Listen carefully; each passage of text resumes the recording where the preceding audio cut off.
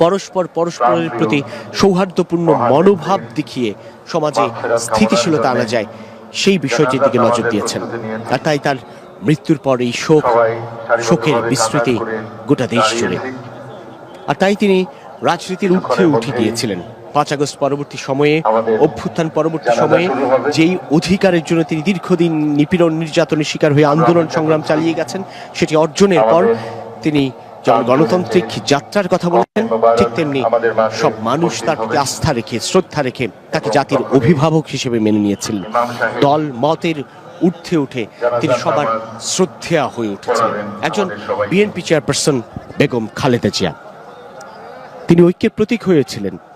ঐক্যের প্রতীক বলতে সেই ঐক্যের প্রতীক যেখানে কোনো বিভাজনের কথা তিনি বলছেন না, তিনি কারো প্রতি, এমনকি নিজ দলের প্রতিও কোনো দুর্বলতা দেখাচ্ছেন না।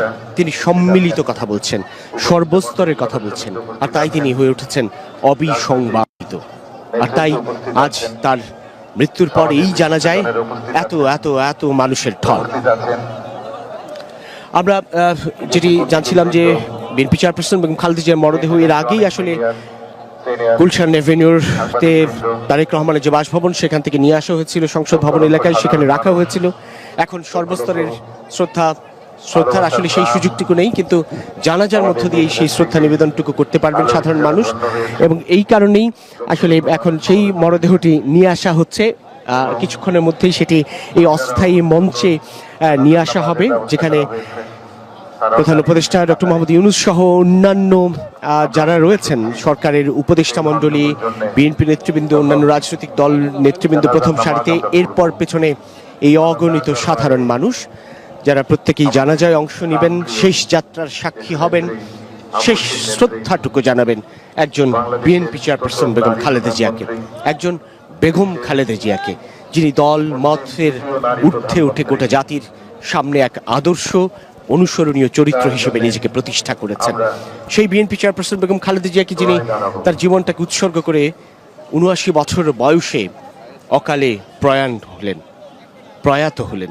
৭৯ বছর বয়স কি করে আসলে অকাল হতে পারে? তার এখনো অনেক কিছু দেয়ার ছিল বলে মনে করে এই দেশের মানুষ। আর তাই তারা বলছেন অকালে প্রয়াণ ঘটল ৭৯ বছর বয়সী এই মহিষী নারীর। মরদেহ নিয়ে আসা হচ্ছে, আপনারা নিশ্চয়ই দেখতে পাচ্ছেন সেই মরদেহ, সেই ফ্রিজিং গাড়িটি লাল সবুজের পতাকায় মোড়ানো। একটা লাল সবুজের পতাকায় একটা দেশের প্রতিচ্ছবি, একটা দেশের প্রতীক। একটা ছোট্ট পতাকাও একটা দেশের স্বাধীনতা আর সার্বভৌমত্বকে